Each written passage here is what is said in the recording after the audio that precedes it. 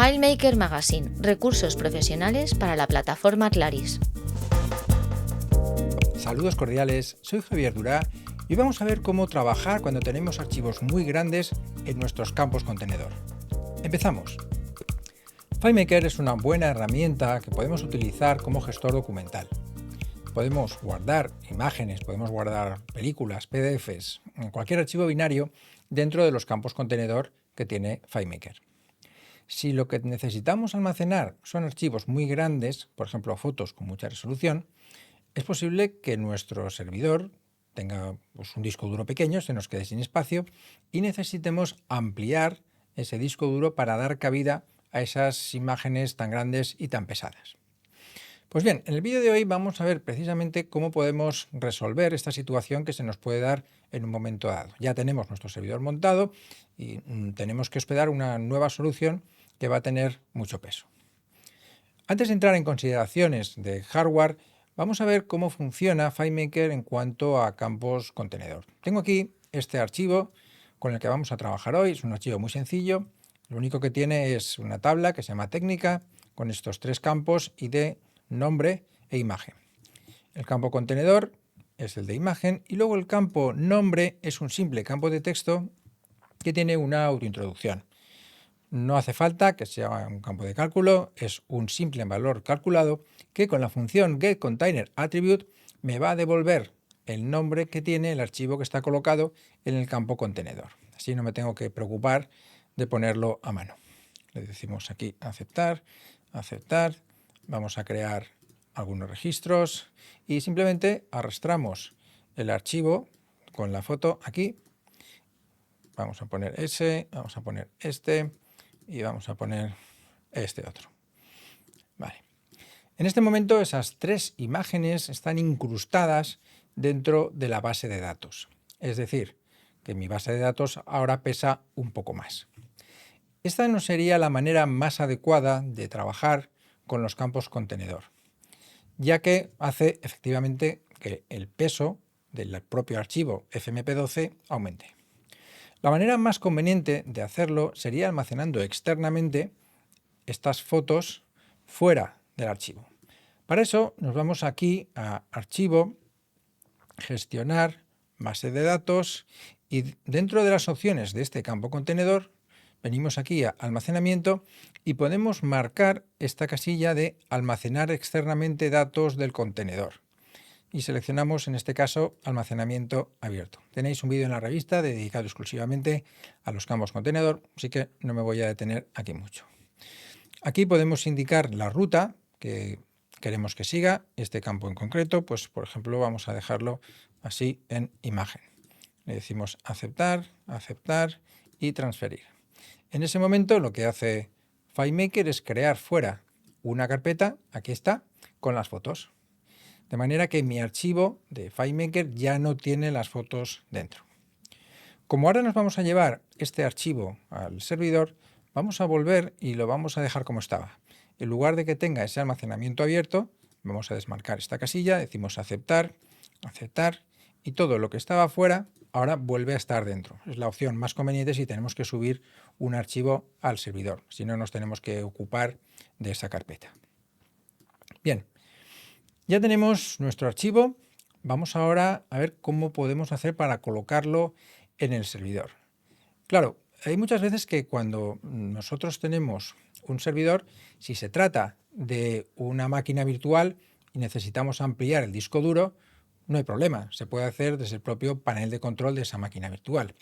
Pero si nuestro servidor lo tenemos en nuestras instalaciones y se trata de una máquina física, tendremos que hacer una de estas dos cosas, o bien cambiarle el disco duro al servidor o bien ponerle un disco duro externo y colocar ahí nuestra base de datos. Pensad que tenemos que poner no solo la base de datos, sino también hemos de ser capaces de almacenar la copia de seguridad de esa base de datos. Y las copias suelen ser más de una. Podemos hacer una cada día o dos cada día, almacenarlas durante una semana, lo que sea. Es decir, vamos a tener que utilizar un disco bastante grande. Como digo, si tenemos la opción de hacerlo de manera con esa máquina virtual, no hay problema. Pero hay veces en las que eso no es posible y tenemos que utilizar un disco físico. Si nuestro ordenador tiene la posibilidad de reemplazar el disco que lleva dentro por otro, podemos hacer una copia del disco interno, de esos contenidos, en un disco externo y después coger ese disco externo y cambiarlo por el que hay dentro. Esto es bastante obvio. Esto es algo que en los últimos ordenadores de Apple, yo principalmente trabajo con Apple, ya no es posible porque el propio disco va soldado en placa. Así que no siempre eso sería posible. Por lo tanto, vamos a imaginarnos que sí que es posible. ¿Cómo podría hacer yo para sustituir el disco duro que tengo dentro de mi máquina, en el caso de que sea, pues no sé, un Mac Mini de los más antiguos que tenían el disco duro que se podía sacar? ¿Cómo puedo hacer para, sin necesidad de tener que instalarlo todo desde cero, poder tener un disco de mayor capacidad? Vamos a verlo. Para poder hacer ese clon del disco que tenemos dentro de nuestro Mac en otro disco externo, os recomiendo una aplicación que se llama SuperDuper y que precisamente permite hacer un clon con el cual yo puedo arrancar mi máquina utilizando una interfaz muy sencilla. Aquí tenéis la página web, vale 31,69 euros, creo que merece la pena comprarlo. Y para trabajar con esta herramienta es muy sencillo. La abro y tengo que seleccionar el disco de origen, en este caso pues podría ser este, y a continuación el disco de destino. Seleccionaría alguno de los que tengo montados en mi ordenador. Le daría el botón de copiar ahora, tardaría más o menos tiempo en razón de la velocidad del disco y de la cantidad de datos que tengo, y al acabar ya podría hacer el reemplazo del disco que está fuera y ponerlo en el interior del ordenador. Claro, ¿cómo puedo hacer yo para colocar un disco externo en algún lugar para que se pueda leer? Vamos a imaginar que vamos a trabajar con uno de estos discos. Es un Samsung 870 Evo. No se trata, por supuesto, de una colaboración pagada. Os recomiendo las herramientas y los discos que utilizo yo. En este caso, lleva como veis, una interfaz SATA. Y lo que podemos hacer es, o bien comprarnos una caja como esta. Son unas cajas muy baratas porque si lo vamos a utilizar para poco tiempo, pues con esto es suficiente. Metemos aquí el disco y lo conectamos a nuestro ordenador. También hay otra opción, si queréis tenerlo para distintos tipos de conexión, que es el Voyager S3, que lleva aquí los distintos conectores y que va a permitir que nosotros cualquier disco lo pinchemos aquí. En este caso lleva una conexión USB 3 y simplemente para hacer esa copia con el SuperDuper ya nos va a venir bien. Una vez está hecha la copia, quitamos el disco duro que está dentro y lo reemplazamos por el otro. Pero claro, como decía antes, hay muchas veces en las que los Mac Minis no nos permiten hacer esta extracción de disco duro. Por eso vamos a necesitar trabajar con discos duros externos. ¿Qué disco duro poner? ¿Qué formato debe tener? Pues vamos a verlo. Estamos hablando todo el tiempo de discos, aunque lo correcto sería hablar de un volumen SSD, ya que en ningún caso vamos a utilizar discos duros mecánicos, esos que se utilizaban hace años, para nuestro FileMaker Server. Nuestro FileMaker Server va a acceder a disco constantemente, así que es crítico que dicha velocidad, tanto de lectura como de escritura, sea lo más rápida posible. Si queréis hacer pruebas de velocidad de vuestros discos duros, os recomiendo esta herramienta gratuita, el Disk Speed Test de Blackmagic Design. Simplemente seleccionamos el disco con el cual queremos trabajar, pulsamos este botón y, como veis, empieza una lectura y una escritura y nos dice cuál va a ser esta velocidad. En este momento estoy haciéndolo con un disco duro externo, un SSD externo, y me da una velocidad bastante buena de 739 megas por segundo de escritura y 523 de lectura. Bien, aparte de esta aplicación, vamos a ver qué discos externos serían los más convenientes para trabajar con FileMaker Server. He seleccionado aquí algunos de ellos y vamos a ir un poco de menos a más. La primera opción que yo escogería sería el Samsung T7 de 1 tera o 2 teras. Se trata de un disco que ya no tiene el conector SATA, tiene un conector NVMe, cual es tremendamente más rápido, ya que el conector SATA tiene una limitación de velocidad, puede llegar aproximadamente a 500 megas por segundo, y este de aquí tiene una velocidad que, como veis, puede llegar hasta 1050, prácticamente el doble. Se trata de unos discos bastante pequeños, como veis, no ocupan nada, llevan un conector USB-C, lo tenéis en distintos colores. Hay algunos que incluso llevan aquí para protección con huella, pero bueno, no creo que sea necesario para el caso que nos ocupa que lleve ese tipo de protección. Son unos discos que van muy bien, son muy fiables y también ocupan poco. Podemos ponerlos incluso dejados caer encima del Mac Mini. Hay otro disco, también un T7, es prácticamente lo mismo.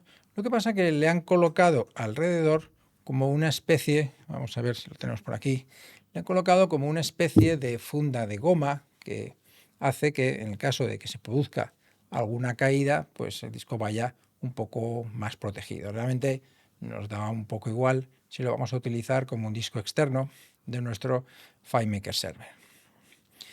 Esto sería la opción para tener un único disco. Nosotros, con la utilidad de discos, lo formateamos como APFS y ya lo podemos utilizar. Pero claro, si nosotros lo que queremos es realmente una buena velocidad y que nuestros datos sean seguros, podemos pasarnos a montar un RAID dentro de una caja de discos. ¿Qué es un RAID? Pues un RAID lo que quiere decir es lo voy a leer, matriz redundante de discos independientes. Es decir, nos permite que la escritura en ese disco se vaya repartiendo entre todos los discos que lo forman, porque realmente el RAID está formado por varios discos. Tenemos varios tipos de RAID. El más sencillo sería el RAID 0. Yo coloco dentro de esta caja, por ejemplo, ahora veremos cómo funciona, 4 discos de 1 tera y tengo montado en mi escritorio un único volumen que contiene esos 4 discos. Claro, la velocidad aquí es mucho mayor porque el propio RAID hace que cuando se tengan que escribir los datos, los va escribiendo poco a poco en cada uno de esos discos, haciendo que esta velocidad de lectura sea mucho mayor. El inconveniente que tenemos con este tipo de RAID es que si se estropea un disco, pierdo la información de todos, porque están unidos todos en un único volumen. Por eso también tenemos la opción de formatearlo como un RAID 0+1, en el cual tenemos 2 discos, el mínimo son 2, y uno hace de espejo del otro. Así que si se me estropea un disco, tendría el otro como de respaldo. Y también, por último, tenemos la opción de un RAID 5, que lo que hace es que tenemos, por ejemplo, 4 discos. La capacidad total no va a ser, si en el caso de que sean de 1 tera cada uno, de 4 teras, sino que va a ser pues, de 3 con algo. El RAID permite que mediante ese espacio adicional, en el caso de que uno de los discos se estropee, yo lo pueda reemplazar por otro y no perdería datos. Claro, aquí depende también de los costos que tenga cada uno de esos discos o la necesidad de almacenamiento que necesitéis en cada caso. Hay mucha documentación al respecto sobre cómo trabajar con los RAID. Podéis investigar lo que más os convenga. En cuanto a hardware, esta caja de aquí es muy interesante porque me permite tener, vamos a verla, me permite tener 4 discos aquí dentro. Abrimos esta cajita así y como veis, aquí dentro vamos a sacarlo así, hacemos un poco de presión y aquí salen los 4 discos. Por la parte de detrás tiene este ventilador y tiene la conexión Thunderbolt, que es lo que realmente le va a dar velocidad. Yo personalmente cambié el ventilador, le puse uno un poco más silencioso, según si vais a tener la caja dentro de vuestro despacho o si lo vais a tener en un RAID, pues si sois maniáticos con el ruido le podéis poner otro ventilador. La ventaja de esta caja es que al llevar ese tipo de disco SATA realmente no se calienta. Incluso hay gente que la utiliza sin ventilador. También es muy cómodo porque, dado que lleva una conexión adicional de Thunderbolt por la parte de detrás, pues le podéis colocar otros dispositivos. Funciona únicamente con discos de 2,5. Esta sería una opción. Si queremos algo que todavía vaya más rápido, podemos optar por esta otra caja también de la casa OWC. Es una caja también Thunderbolt, pero la diferencia está en que los discos que lleva dentro, vamos a verla aquí, ya la tenemos, hacemos así, vamos a desenroscarla así rápidamente. Los discos que lleva dentro no son SATA, son NVMe. Vamos a ponerlo aquí, a ver si se ve correctamente. Los tapa un poco el ventilador, pero se aprecia que son 4 discos y van a ser mucho más rápidos que los del SATA.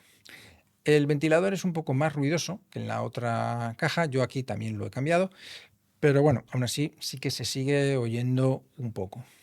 Estos discos se calientan bastante más que los SATA, así que no podemos quitar el ventilador. El ventilador obviamente necesitamos que esté ahí. En cualquier caso, de una u otra forma, son discos buenos, son discos rápidos y nos van a servir para que nuestro FileMaker trabaje cómodamente con él. Ya tenemos claro qué opciones tenemos de hardware, de discos, para trabajar con FileMaker, así que ahora vámonos por fin a FileMaker Server a ver dónde tenemos que colocar cada cosa. Ya estamos en nuestro servidor FileMaker, tenemos abierta la consola de FileMaker Server 20. Hemos comentado que nuestro problema es que este disco duro interno se ha quedado pequeño y que por tanto queremos que la base de datos esté en el disco externo. He pinchado el Samsung T7, en este momento está vacío, y he copiado el archivo fototeca que tenía antes en mi disco local. Como sabéis, por defecto, las bases de datos FileMaker las coloca dentro de esta carpeta, en la ruta biblioteca, FileMaker Server, data, databases. Pero nosotros queremos que lo haga en una carpeta distinta. Así que nos venimos a la pestaña de configuración, carpetas, y aquí podemos activar hasta 2 carpetas adicionales. Vamos a crear dentro de este disco llamado T7 una nueva carpeta y le vamos a llamar adicional. Aquí vamos a colocar nuestro archivo fototeca. Ahí lo tenemos. Una vez tenemos hecho esto, primero siempre creamos la carpeta, colocamos el archivo, pulsamos aquí y vamos a indicar la ruta a dicha carpeta. Es muy sencillo, ponemos FileMac, /T7, que es el nombre del volumen, y finalmente el nombre de esa carpeta. Le decimos guardar y ya la tenemos activa. Ahora, cuando venimos aquí al apartado de base de datos, vemos que tengo esa base de datos que ya tenía en la carpeta principal de FileMaker Server, pero también me aparece esta otra de aquí, esta fototeca. Este icono con la carpeta me indica que está en la carpeta adicional. Así que ahora ya podría pulsar aquí y decirle abrir. Ya tendría pues esa base de datos abierta. De igual modo, podemos, cuando establecemos una copia de seguridad, aquí dentro de la programación de copia de seguridad, decirle que en lugar de que la copia se haga en el disco duro interno, podemos poner cualquier otro disco. Pondríamos una ruta también con el FileMac, indicaríamos el disco duro externo, en este momento no está pinchado, y esa copia de seguridad se haría en ese otro disco duro. Con esto ya tenemos pues activada esa carpeta adicional, así que el último paso que nos queda, y con eso terminaremos el vídeo, es hacer que esos archivos que están dentro del campo contenedor, ahora están incrustados dentro de la base de datos, pasen a estar en una carpeta externa. Vamos a ello. Ya he abierto el archivo que está colocado en el servidor con las fotografías. Si os dais cuenta, dentro de la carpeta con la base de datos tenemos una carpeta llamada rc-data-fms. Aquí es donde va a colocar FileMaker Server aquellos archivos que estén en campos contenedor indicados con almacenamiento externo. Veis que aquí pone fototeca. Si tuviera varias bases de datos, pues habría una carpeta para cada base de datos. Desde el propio FileMaker Pro me voy a venir a las opciones del campo contenedor imagen, hago un doble clic y aquí en almacenamiento voy a cambiarlo para que se almacene externamente los datos del contenedor. Le digo almacenamiento abierto, no me hace falta encriptarlo, y pulso aceptar. Le digo aceptar y ahora me va a transferir esas fotos que tenía aquí a la carpeta fototeca. Pone mis archivos, imagen, y aquí están estas fotos. Desde este momento ya me puedo yo despreocupar porque va a haber sitio de sobra en este disco, que en este caso es de 1 tera, pero podría ser de todo lo que os hiciera falta, y los archivos no están haciendo que engorde el propio FMP12, sino que se almacenan externamente, y esto es algo que es totalmente transparente para el usuario. Con esto solucionamos el tema del almacenamiento de archivos muy grandes en nuestras bases de datos FileMaker.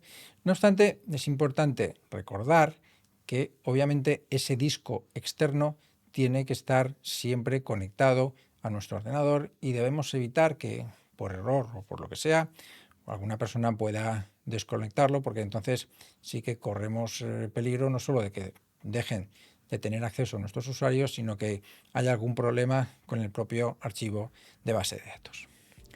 Recordad que en FileMakerMagazine.es tenéis más videotutoriales sobre la plataforma Claris. Confío que este vídeo os haya resultado útil y ya tan solo me resta desearos mucha suerte con vuestros desarrollos y hasta el próximo vídeo.